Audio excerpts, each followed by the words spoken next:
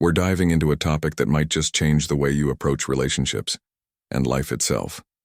What if I told you that there's a harsh truth that could make you irresistible to nearly 96% of women? Sounds too good to be true, right? Well, it's not. This truth is rooted in one of the most powerful philosophies of all time, Stoicism. Now, before you hit that skip button, hear me out. Stoicism isn't just about controlling your emotions or being calm in chaos. It's about something deeper, something that, when mastered, could literally shift your entire dating life and personal growth. So, in this video, we're going to break down how adopting this one Stoic principle can make you stand out, exude confidence, and become magnetic in ways you never thought possible. If you're ready to level up and discover what makes you irresistible, hit that like button, subscribe, and let's jump right into it. Number 1. Why nice guys often ends up overlooked. The phenomenon of nice guys often being overlooked in romantic or social contexts is a nuanced issue shaped by complex dynamics of human behavior, societal expectations, and interpersonal chemistry. Many nice guys pride themselves on being kind, respectful, and emotionally available, qualities that are undeniably valuable in any relationship. However, these same traits can sometimes lead to frustration when their efforts are not reciprocated in the way they hope.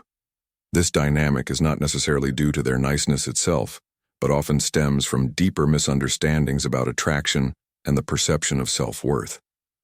At its core, attraction is influenced by a blend of emotional, psychological, and even biological factors.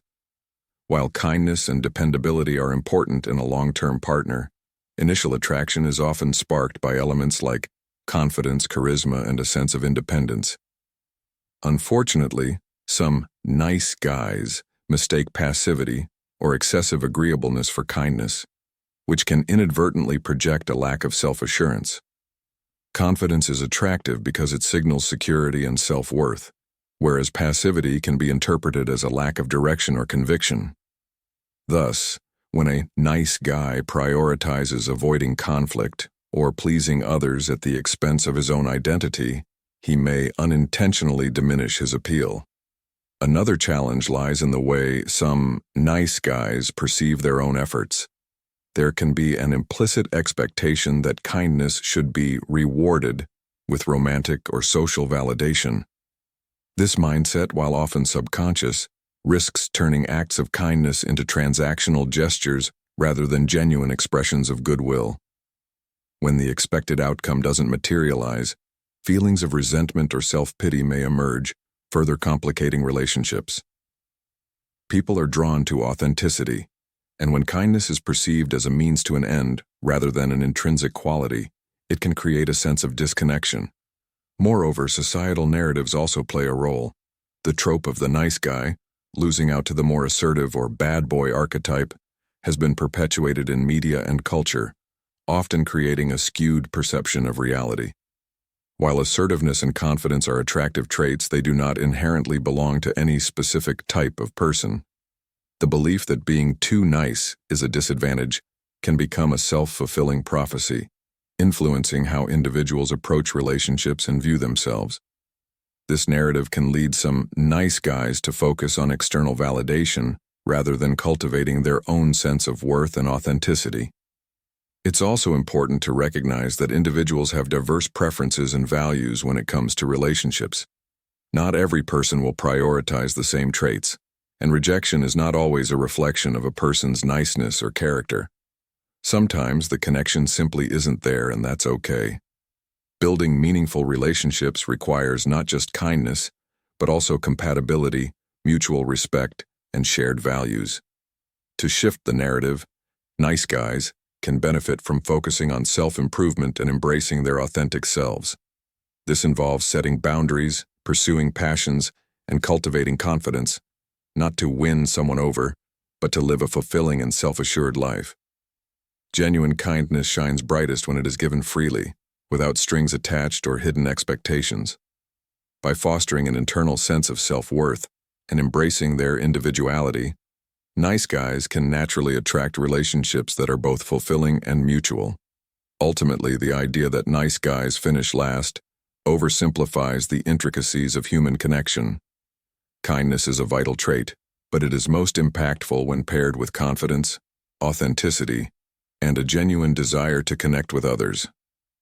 By redefining what it means to be nice and breaking free from limiting narratives, individuals can forge deeper, more meaningful relationships while staying true to themselves. Number 2, stop chasing approval. Stop chasing approval. It's a simple yet transformative concept that can change your life. From an early age, many of us are conditioned to seek validation from others. We learn to rely on praise to feel good about ourselves, be it from parents, teachers, friends, or even strangers. This external approval becomes a measuring stick for our worth. But what happens when it's not there? Does your value diminish? Of course not. The truth is, constantly seeking approval keeps you trapped in a cycle of insecurity and self-doubt. It forces you to shape your life around other people's expectations rather than your own authentic desires. Instead of chasing approval, it's time to redirect that energy inward and start validating yourself. The first step to breaking free from this habit is recognizing its origins. Approval seeking often stems from a fear of rejection or failure. Perhaps as a child, you received love and attention only when you excelled or conformed to certain expectations. This taught you that your worth is conditional, dependent on what you achieve or how well you fit into a mold. But life is not about performing for an audience. Your worth is intrinsic. It doesn't depend on external applause or anyone else's opinion. By understanding this, you can begin to dismantle the limiting beliefs that fuel your need for validation. Another crucial step is learning to sit with discomfort. When you stop seeking approval, it can feel unsettling. You might worry about being judged, disliked, or misunderstood. But remember, no one, no matter how charismatic or accomplished, is universally liked. Trying to please everyone is not only impossible, but also exhausting. Instead, embrace the discomfort as a sign of growth. It's evidence that you're prioritizing your values and inner truth over fleeting external validation. Over time, this discomfort will fade, and you'll find a deep sense of peace in being unapologetically yourself. Practicing self-validation is another game changer. Start by acknowledging your accomplishments, big or small, and giving yourself credit where it's due. Celebrate your progress and efforts rather than waiting for someone else to notice. Journaling can be a powerful tool here. Write down 3 things you appreciate about yourself each day. This simple practice rewires your brain to recognize your value from within, rather than seeking it externally. It's also important to set boundaries. When you stop chasing approval, you might notice pushback from people who are used to you prioritizing their needs over your own. They may question your choices or even criticize you. That's okay. It's not your job to make everyone comfortable. Your responsibility is to honor your own needs and values. Boundaries are not selfish. They're an act of self-respect. They ensure you're living a life aligned with your principles, not someone else's expectations. Finally, surround yourself with people who truly support and uplift you. Authentic relationships are based on mutual respect and understanding, not on the need for approval. Seek out those who appreciate you for who you are, not for how well you conform to their ideals. These relationships will reinforce the belief that you are enough, just as you are. In a world that often prioritizes appearances and social approval, choosing to validate yourself is a radical act. It's about reclaiming your power and living authentically. Stop chasing approval and start building a life that reflects your true self. When you do, you'll discover a profound freedom. The freedom to live fully, unapologetically, and joyfully. Your worth has never been up for debate. It's time to believe it. Number 3, confidence.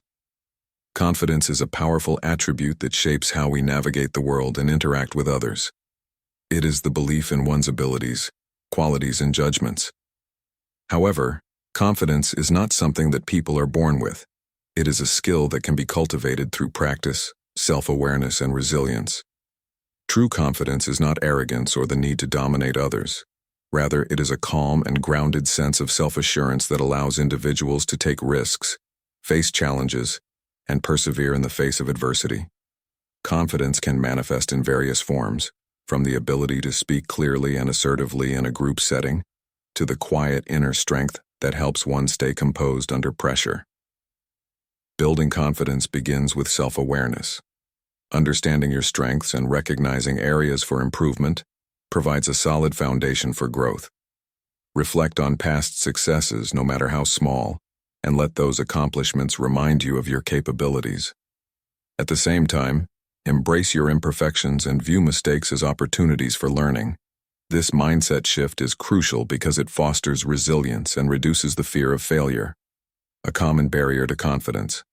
When you learn to see setbacks as stepping stones rather than insurmountable obstacles, you build a stronger belief in your ability to overcome challenges. Another vital aspect of confidence is preparation.